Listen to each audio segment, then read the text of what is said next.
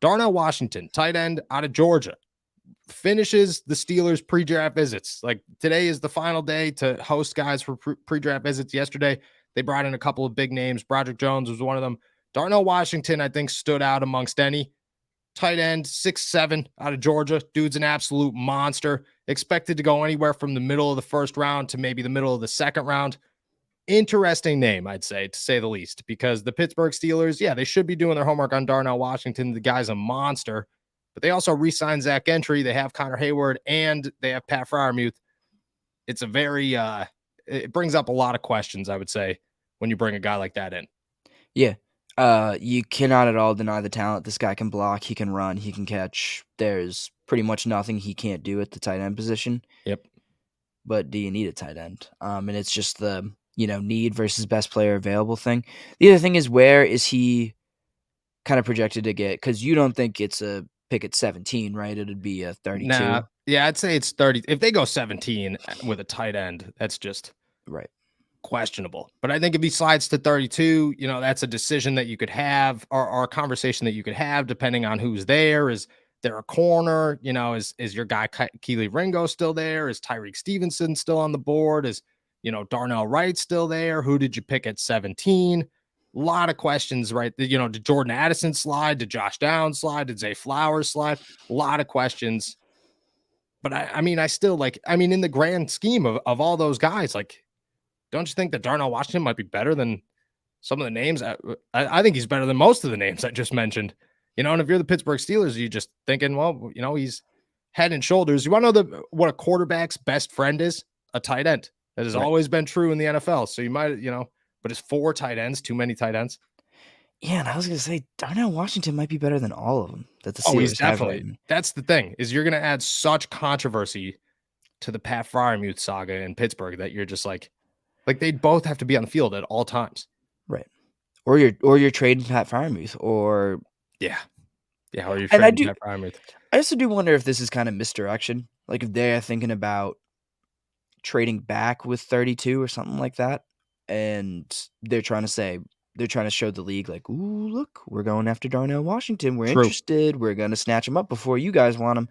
True. And they're trying to maybe wiggle something out of that 32nd pick, but I don't know. That seems less likely than the idea that they're just doing their homework on a good player. Yeah. Like maybe, maybe they called Broderick Jones and he was just hanging out with Darnell Washington. And they're like, oh, all right, well, you bring him with you too. Like we'll host both of you guys. Just come on through. We'll send in the paperwork tomorrow. I don't know. I think the big things here are obviously I do think that as an all-around tight end, Darnell Washington is a little bit better than Pat Freiermuth. I think Pat Freiermuth's still like a star tight end in the NFL, has insane potential in the NFL, but he's not a blocker, has almost no blocking ability. Darnell Washington at least possesses some, and at 6'7", you got to hope that just grows every single year. Right. But at the same time, could you look at this and say, well, maybe you just get rid of Zach Gentry, maybe just cut your ties there, or like we've said, and Connor Hayward, I've tossed it out there, and maybe I'm going to toss it out there again. Connor Hayward moves back to fullback, and he takes over the Derek Watt situation, and then Zach Gentry is your third tight end with Darnell Washington and Pat Freiermuth as your 1 and 2. That's not terrible. Here's the big question. If you're there at 32 and you didn't draft a tackle, say you drafted a corner with your first pick, corners off the board, are you comfortable as the Pittsburgh Steelers, or even talking about the Pittsburgh Steelers, saying that Darnell Washington is a better move than DeJuan Jones or Darnell Wright or any of those guys that could fill that hole for you at left tackle or right tackle compared to adding another tight end? I don't know. Well, I don't think so, quite honestly, because in terms of what's the correct word for this? But just their relative talent level. Mm-hmm. Is DeJuan Jones that much, is Darnell Wright that much better than what DeJuan Jones could be? At a position of need. There's a matrix of, best player available versus meeting need. And while Darnell Wright might be more talented, he's not filling a need versus DeJuan Jones. I think there's not a big enough gap in talent to justify the gap in need, if that makes sense, With those two or with Darnell Washington? Darnell Washington. Sorry, that's what I meant. That's what I Gotcha. meant. The Darnells are confusing me. The right, like, does that make sense? Like, I think that could they would be better off drafting a DeJuan Jones who fills a need. Maybe as a pure prospect is maybe a little bit worse than Darnell Washington, but addresses a position of bigger need for them. I feel like that's a better move than reaching for a player that you don't really need, but who's really good. Yeah, I kind of feel the same way. Like you'd have to really convince me that drafting a tight end made any sense for the Steelers right now. Like Well, in that it moves the needle for them next year, I think. Yeah. Like does this, or even 2 years from now? Because you can't. I wouldn't assume that Darnell Wright or DeJuan Jones is going to come in here and start, but they add future potential. Like that's possibly the future of that position. But at the same time, let me ask this: if you're the Steelers and you're looking at that and you're sitting there at 32 and you're thinking, well, Darnell Washington's here and this guy could be a superstar tight end and could be our superstar tight end with Pat Freiermuth, and maybe we could just go get a left tackle next season. Does that change your thought at all? Because like what I think then the argument is, do you take a guy that's a project at left tackle and hope that he turns into something over Darnell Washington, who's probably a proven asset at tight end already, even if tight end doesn't really move the needle in the NFL? Well, I think you would take Darnell Washington over a project tight end, but I feel like they're more No, project left tackle. Oh, left tackle. Sorry. Yeah, project left tackle. Still, like I think you would take Darnell Washington over a project left tackle, but I don't know. Is DeJuan Jones a project? In my eyes, yeah. I don't think he's a left tackle right now. I think he's got the possibility. But same with Darnell Wright. Like I don't think Darnell Wright is a starting left tackle right now. Oh yeah. I think they're both right tackles. But like then you go into the situation of, okay, like does Chooks and DeJuan Jones compete? And if Chooks loses, does he go to the left side? Or, like then you're getting crazy with all the moves that are going to happen. I think it makes things very confusing. Whereas if maybe you wait, and I'm not saying like, if I'm doing a mock draft, I'm not taking Darnell Washington is not in my mock draft, and he won't be in any of my mock drafts from here until the draft. But if the Steelers are showing some interest and they're sitting there, they did it with Pat Freiermuth 2 years ago, where Pat Freiermuth was not a need whatsoever. They needed a left tackle and they needed a left guard. You want to know what they went with? They went with Pat Freiermuth in the second round over both of them, and they ended up with Kendrick Green and Dan Moore Jr. Maybe that teaches them a lesson, but at the same time, maybe it just shows us like, hey, we care less, man.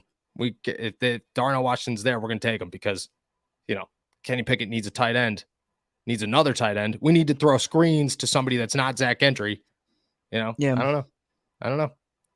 Yeah, I don't know. Does Kenny Pickett need a tight end? Like, I don't think so. Yeah. I don't think so. I think that all tight ends help. I think a passing tight end certainly, or a blocking tight end certainly helps. But I don't know if you necessarily need one. I don't think you need anything on the offense except for, I think you need a left tackle, but I don't think you're going to get one. So let's switch it up. Let's do that too. If say the Steelers draft, say they somehow land Broderick Jones, Paris Johnson, Peter Skoronski in the first round, Darnell Wright over some of these second round 32 pick tight end or cornerbacks, like you got to think at that point, like Manuel Forbes is probably still on the board. Keely Ringo's probably still on the board. Tyreek Stevenson might still be on the board. Clark Phillips is probably still on the board. Cam Smith, Julius Brents, they're all still there. Does that change the needle? Does that change? Well, maybe you just go best player available in Darnell Wright or Darnell Washington. Yeah, I think as long as landing one of those top tackles early doesn't compromise the 49th pick, yeah, you can go get a corner with that 49th pick and take a shot on Darnell Wright.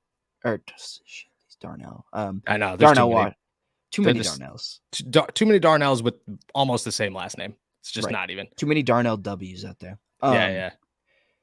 But yeah, then you can absolutely take a shot. I think you're much more comfortable taking a shot on Washington at 32, knowing that you have some insurance at 49. So if we screw this one up, we still have a second round pick that we can play around with and get a good player with.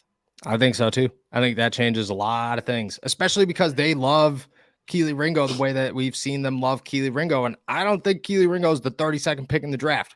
I think he might be the 49th pick in the draft. But the way that's just insane to me. Like, how is that guy like dropped so hard for? I don't know. Happens every draft period, every single one. That's how. I mean, Chase Claypool was, he was a guy that some people were like, oh, this guy's a first-round draft pick, and so other people were like, oh, he's a third-round draft pick, and that's just, Tyreek Stevenson climbs.